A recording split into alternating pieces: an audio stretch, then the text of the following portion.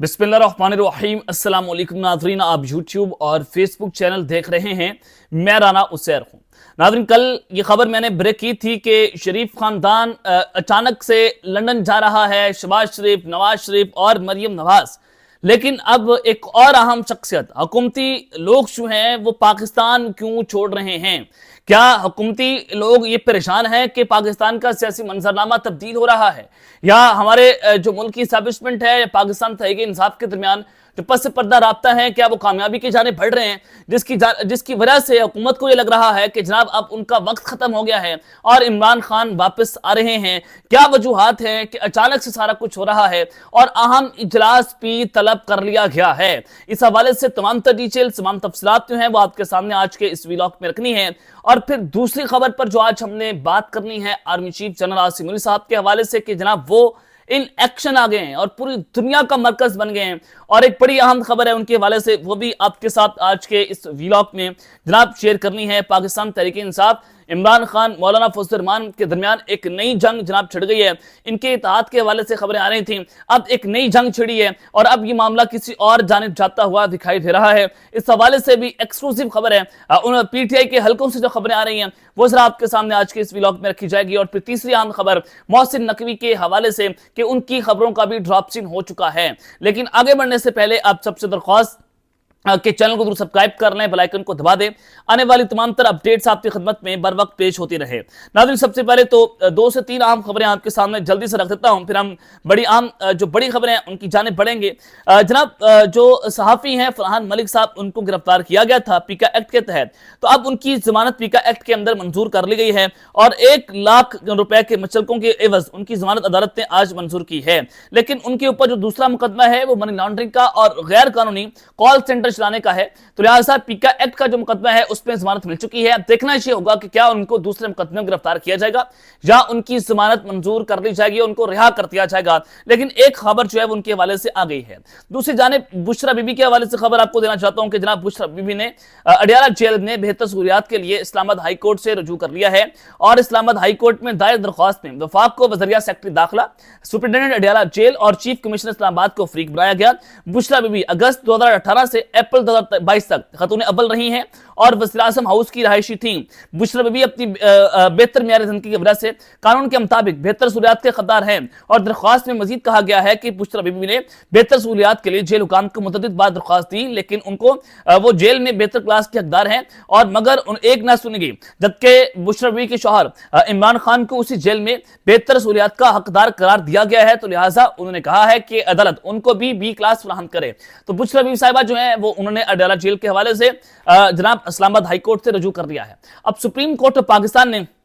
वहां से आप एक खबर सुन लें कि 9 मई के मुल्ज़मान की जो जमानतें मनसूख करने के हवाले से जो दरख्वास्त थी उसको वो इस्तदा मुस्तरद कर दी है। और आज चीफ जस्टिस जायशा अफरीदी साहब ने रिमार्क्स दिए, उन्होंने कहा कि जमानत मनसूख करने की बजाय 3 माह में फैसला करने का हुक्म दे देते हैं और ट्रायल कोर्ट को पाबंद करेंगे कि हर 15 दिन के बाद हाई कोर्ट को पेशरफ्त की रिपोर्ट जो है वो जमा करवाई जाए। अब यहां पर 2 से 3 बड़ी अहम चीजें हैं कि इससे पहले जो 3 मुकदमात थे शाह महमूद कशी साहब के, उनमें उनको जमानत मिल गई 9 मई के, और अब जो ये 9 मई की जमानतें थी मुल्ज़मान की, उनको मंसूख करने के हवाले से सुप्रीम कोर्ट में दरख्वास्त की थी, उसको आज चीफ जस्टिस ने वो इस्तदा मुस्तरद कर दी। इससे 2 खबरें निकलती हैं कि क्या 9 मई के मुल्ज़मान को कहीं और से सजाएं मिलनी है, और क्योंकि ये ईद के बाद पहला हफ्ता है और अब खबरें आना शुरू हो जाएंगी अदालतों के अंदर से भी। दूसरा ये है कि ये सीबीएम जो कॉन्फिडेंस बिल्डिंग मेजर्स हैं उनको बिल्डअप किया जा रहा है कि किसी ना किसी तरीके से मामलात को तय किया जाए, क्योंकि इस वक्त पाकिस्तान जो है वो सियासी अदम इस्तेकाम का मुतहम्मिल नहीं हो सकता है, क्योंकि पाकिस्तान में कुछ बड़ी अहम पेशरफ्त हो रही हैं। क्योंकि जब मैं आपको कह रहा हूं कि आर्मी चीफ इन एक्शन आ गए हैं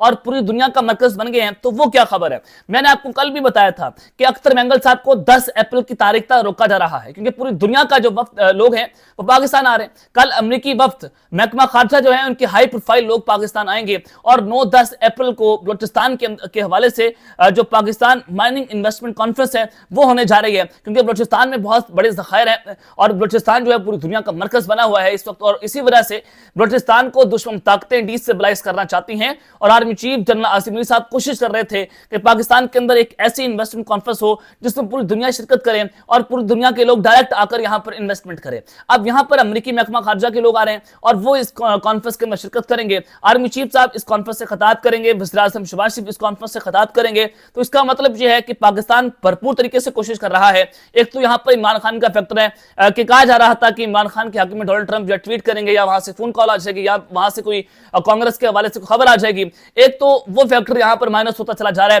کہ جو امریکہ کے تعلقات ہیں وہ ہمارے ملٹری کے ساتھ ہیں، وہ کسی عمران خان کے ساتھ کسی شہباز شریف کے ساتھ نہیں ہے، ہمیشہ سے ایسا ہوا، یہی ماضی ہے۔ آپ پڑھیں، آپ گراؤنڈ ریئلٹیز دیکھیں، آپ جذبات سے آری دیکھیں کہ جو اس اوورسیز پاکستانی کر رہے ہیں، یعنی کہ جو ارسلان بلوچ ٹائپ لوگ پاکستان سے باہر بیٹھے ہیں، شہباز گل ٹائپ جیسے لوگ باہر بیٹھے ہیں، وہ وہاں کی ہواؤں کو دیکھ کر بات کرتے ہیں، وہ پاکستان میں بیٹھے جو گراؤنڈ ریئلٹیز ہیں وہ اس سے آپ کو آگاہ نہیں کرتے، وہ جذبات کے ساتھ کھیلتے ہیں، وہ منفی پروپیگنڈا یا پھر کچھ ایسی باتیں کرتے ہیں جس سے عوام کے جذبات کو مجروح کیا جاتا ہے، اس سے کھیلا جاتا ہے۔ آپ اس سے باہر نکل کر دیکھیں تو صورتحال بالکل مختلف ہوتی ہوئی جناب دکھائی دے رہی ہے۔ چلیں،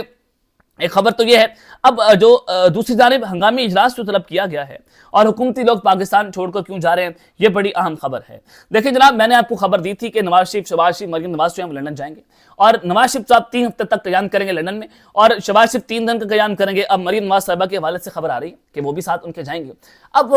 جو اس میں سب سے امپورٹنٹ بات تھی، تو ٹائمنگ بڑی امپورٹنٹ ہے کہ نواز شریف صاحب کہہ رہے ہیں کہ وہ وہاں سے سیاسی طور پر متحرک ہوں گے۔ آپ میں کیا اتنی طاقت نہیں ہے؟ کیا آپ نے واقعی طور پر ہی تو آپ نے اسٹیبلشمنٹ کی طاقت کو تسلیم کر لیا ہے، اور پھر آپ پہ اتنی طاقت نہیں ہے آپ پاکستان کے اندر بیٹھ کر کوئی ایک انٹرویو دے سکیں؟ جب سے آئے آپ نے ایک انٹرویو نہیں دیا، آپ کوئی سیاسی طور پر کوئی سرگرمی نہیں کر پائے، کوئی جلسہ نہیں کر پائے، کوئی احتجاج نہیں کر پائے۔ چلیں، آپ کی تو اپنی گورنمنٹ آپ احتجاج سے کریں گے، لیکن جلسہ تو کرتے ہیں، آپ اپنی پاور شو تو دکھاتے ہیں، لیکن آپ مکمل طور پر فلاپ رہے اور آپ ملاقاتیں اپنے لوگوں سے نہیں کر رہے تھے۔ تو آپ وہاں جا کر آپ کیا کریں گے؟ پھر کہہ رہے ہیں کہ وہاں پر کچھ عام ملاقاتیں شیڈیول ہیں، آپ کس کے ساتھ ملاقات کریں گے؟ پاکستان میں تو پوری اسٹیک ہولڈرز بیٹھے ہوئے ہیں، جب آپ نے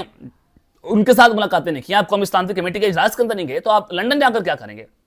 یہ سوال جو ہے اپنی جگہ کے اوپر کھڑا ہوا ہے۔ اب شہباز شریف صاحب بھی جائیں گے، یعنی کہ پورا شریف خاندان ایک طرف جا رہا ہے، اور دوسری جانب آصف علی زرداری صاحب ہاسپٹل میں جناب وہ ایڈمٹ ہیں، اللہ تعالیٰ ان کو صحت عطا فرمائے۔ تو لیکن ان کے جو اکلوتے بیٹے ہیں بلاول بھٹو صاحب، وہ بھی نجی دورے کے اوپر جو ہے وہ دبئی جا رہے ہیں، اور 10 دن کا قیام ہے وہاں پر، یعنی کہ وہ 10 دنوں کے لیے وہ پاکستان سے دبئی روانہ ہو چکے ہیں۔ تو یہاں پر بھی چیزیں ہو رہی تھی کہ ایک طرف تو آپ کہہ رہے تھے کہ نہروں کی تحریک ہے، ہم نہریں نہیں بننے دیں گے، یہ نہیں ہونے دیں گے، تو کیا آپ دبئی سے بیٹھ کر نہروں کے لیے تحریک وہاں سے چلائیں گے؟ ایک سوال یہ ہے۔ اور آج قومی سلامتی جو قومی اسمبلی کا ایک امن و امان کے حوالے سے ایک اہم ترین اجلاس ہے، بلوچستان کے حوالے سے اجلاس ہے، تو وہ ایک اجلاس اپنی جگہ کے اوپر ہے، لیکن آپ دبئی جا رہے ہیں، اور پھر پاکستان تحریک انصاف کو جو پارلیمانی کمیٹی کا اجلاس ہے آج اس کو بھی طلب کیا ہوا ہے، اور اس کے اندر بھی حوالے سے بھی کچھ چیزیں جو ہیں وہ آج طے کی جائیں گی، کیونکہ آج قومی سلامتی کا ایک غیر معمولی اجلاس، قومی اسمبلی کا ایک غیر معمولی اجلاس جو ہے وہ آج طلب کیا ہوا ہے۔